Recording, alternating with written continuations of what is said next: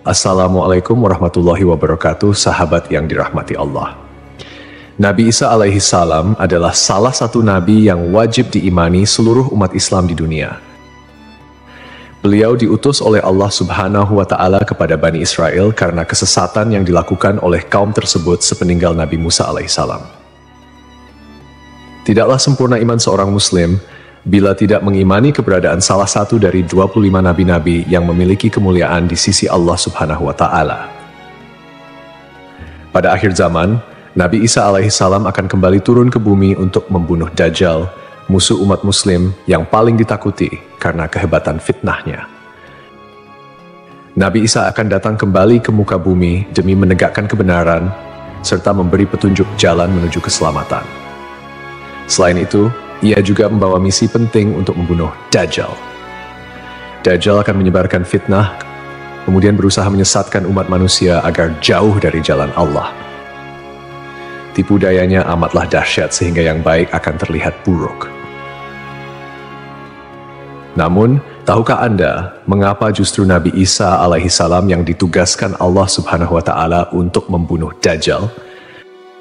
Mengapa bukan Nabi Muhammad Shallallahu Alaihi Wasallam yang secara syariat sebagai junjungan seluruh umat Muslim di dunia? Sejatinya, hanya Allah SWT yang tahu alasan mengapa mengutus Nabi Isa untuk membunuh Dajjal. Tapi sebelum lanjut, jangan lupa klik tombol subscribe, like, komen, dan lonceng notifikasi sahabat untuk mendukung channel ini agar terus menyiarkan syiar Islam. Serta silakan tulis harapan sahabat di kolom komentar. Semoga semakin banyak yang mengaminkan, maka makin cepat terkabul. Membuktikan Nabi Isa masih hidup. Alasan pertama yaitu membuktikan bahwa Nabi Isa masih hidup. Bangsa Yahudi dan Nasrani percaya bahwa Nabi Isa dibunuh dan disalib oleh orang-orang Romawi. Namun, sebenarnya Allah Subhanahu wa Ta'ala menyelamatkannya dengan menggantikan peran Nabi Isa alaihissalam kepada orang yang wajahnya diserupakan dengan beliau. Sedangkan Nabi Isa alaihissalam sendiri diangkat ke langit atas izin Allah Subhanahu wa Ta'ala. Karena ucapan mereka orang Yahudi, sesungguhnya kami telah membunuh Al-Masih Isa putra Maryam, Rasul Allah.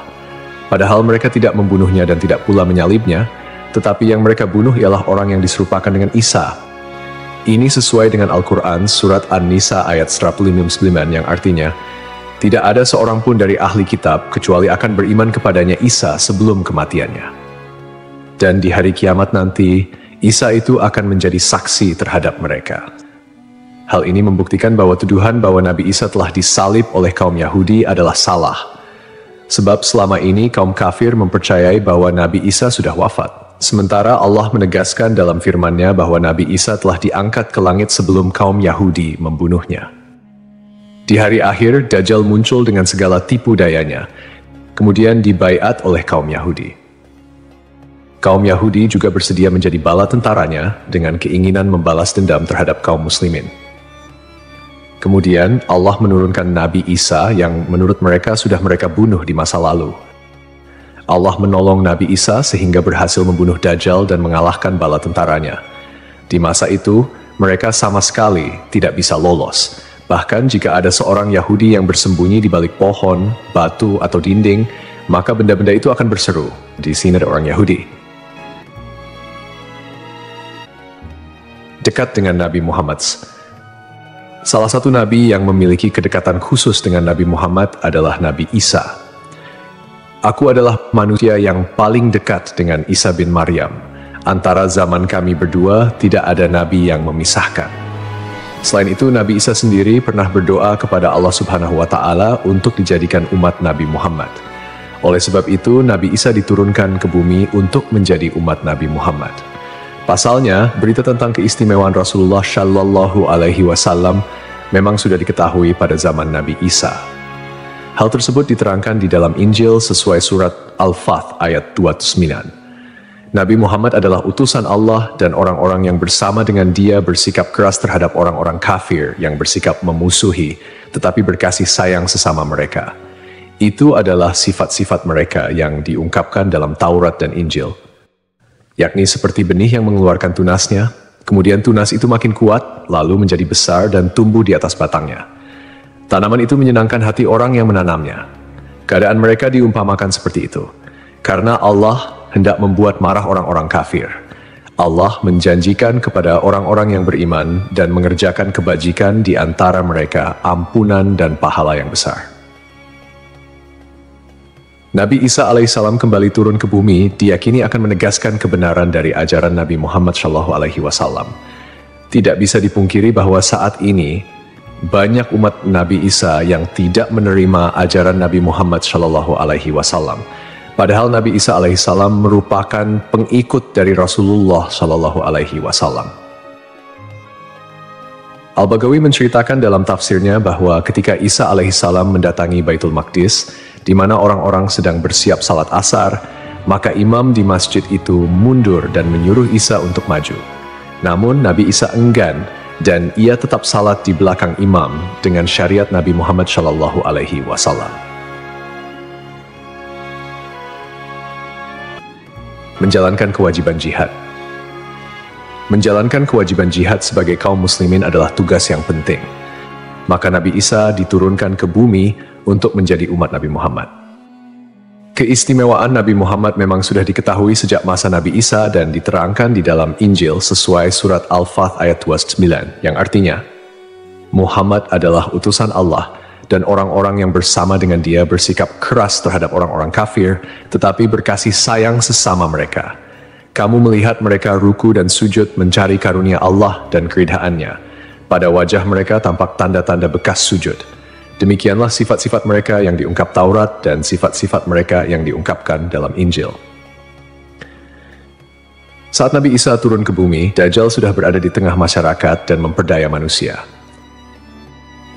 Sebagai kaum muslimin, Nabi Isa berkewajiban untuk berjihad melawan Dajjal dan bala tentaranya. Menjalankan kewajiban jihad. Allah Subhanahu wa Ta'ala memilih Nabi Isa alaihissalam untuk membunuh Dajjal sebagai bentuk penegasan terhadap kebenaran agama Islam. Sebagian umat Nabi Isa masih belum menerima ajaran Nabi Muhammad dan masih memandang Nabi Isa sebagai anak Allah Subhanahu wa Ta'ala, walaupun Nabi Isa sendiri menolak klaim tersebut. Nabi Isa sebagai nabi yang jarak paling dekat dengan Nabi Muhammad. Keduanya merupakan tokoh yang unik dalam perjalanan kenabian. Tidak ada nabi yang diutus oleh Allah Subhanahu wa Ta'ala di antara masa hidup Nabi Isa dan Nabi Muhammad. Oleh karena itu, Allah Subhanahu wa Ta'ala mengutus Nabi Isa untuk membunuh Dajjal dan menghapus seluruh agama selain Islam. Tujuannya agar umat Nabi Isa menyadari kesesatan pandangan mereka dan beriman kepada Allah Subhanahu wa Ta'ala serta Nabi Muhammad sebagai nabi terakhir. Tindakan ini juga menggambarkan bahwa agama Islam adalah agama yang benar dan sempurna, mengintegrasikan ajaran-ajaran para nabi dari sebelumnya. Agama Islam sebagai agama rahmatan lil alamin yang membawa kedamaian, keadilan, dan kesejahteraan bagi seluruh makhluk. Nabi Isa diberikan mukjizat luar biasa seperti menghidupkan orang yang telah mati, menyembuhkan orang buta dan sakit, serta berbicara di buayan hingga dapat menciptakan burung dari tanah liat. Nabi Isa sebagai penyempurna dari ajaran sebelumnya menyampaikan bahwa setelahnya akan muncul seorang utusan terakhir, yakni Nabi Muhammad. Nabi Muhammad, nabi yang paling mulia dan utama di antara semua nabi. Beliau dianugerahi mukjizat terbesar, yaitu Al-Quran, yang merupakan firman Allah Subhanahu wa Ta'ala yang tidak dapat ditiru ataupun diubah oleh siapapun. Selain itu, Nabi Muhammad juga memiliki syafaat, yaitu pemberian ampunan kepada umatnya di hari kiamat. Melalui perbuatan membunuh Dajjal, Nabi Isa akan memperkuat dan menegaskan kemuliaan Nabi Muhammad, mengakui kedudukannya sebagai nabi penutup zaman. Tidak hanya Al-Quran, Nabi Muhammad juga diberikan mukjizat lain seperti membelah bulan dan air mengalir dari jemari tangannya. Perjalanan Isra dan Miraj serta mampu bersabda dalam berbagai bahasa. Mukjizat-mukjizat ini menunjukkan kekuasaan Allah yang melampaui batas akal manusia. Sementara keistimewaan Nabi Muhammad sebagai utusan Allah yang paling sempurna semakin terungkap, akhlak mulia, kejujuran tak tercela, keberanian luar biasa, dan kepedulian yang mendalam terhadap umatnya juga menjadi bagian dari kepribadian Nabi Muhammad. Beliau adalah uswatun hasanah, telan baik bagi seluruh manusia. Hubungan dekat Nabi Isa dan Nabi Muhammad terlihat jelas, di mana Nabi Isa adalah nabi yang paling mendekati masa kenabian Nabi Muhammad tanpa ada nabi lain yang diutus oleh Allah antara keduanya. Nabi Isa bahkan menyampaikan kabar tentang kedatangan Nabi Muhammad sebagai nabi terakhir. Beliau mengakui bahwa Nabi Muhammad adalah nabi penutup para nabi dan menyatakan persaudaraan di antara mereka, cinta dan saling menghormati. Nabi Isa dan Nabi Muhammad menjadi bukti kebersamaan spiritual dengan mengakhiri keberadaan Dajjal. Nabi Isa secara simbolis menegaskan kemuliaan Nabi Muhammad dan menghormati sebagai nabi akhir zaman. Untuk dikembalikan ke tanah. Alasan selanjutnya, Nabi Isa alaihissalam akan dikembalikan ke bumi sesuai kodrat manusia yang tercipta dari tanah. Hal tersebut sebagaimana yang dijelaskan pada surah H ayat 5 yang artinya, dari bumi kami menciptakan kamu, dan kepadanya kami akan mengembalikan kamu, dan daripadanya pula kami akan mengeluarkan kamu pada kali yang lain. Nabi Isa alaihissalam diturunkan ke bumi juga menandakan bahwa ajalnya akan tiba. Setelah wafat, Nabi Isa alaihissalam akan dimakamkan di tanah suci, lalu dibangkitkan kembali bersama manusia lain di hari kebangkitan.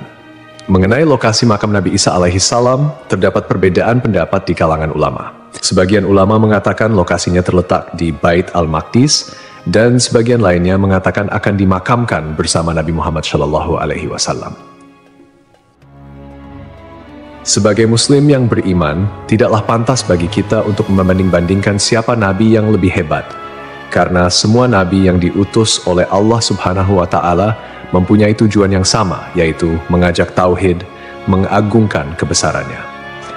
Nabi Isa alaihissalam selain ditugaskan Allah Subhanahu wa Ta'ala untuk membunuh Dajjal pada akhir zaman, ternyata beliau juga akan memiliki tugas dan maksud tertentu yang pada intinya adalah menegaskan ajaran yang dibawa oleh Nabi Muhammad SAW kepada seluruh manusia yang ada di dunia. Semoga kita semua bisa memetik pelajaran. Wallahu a'lam.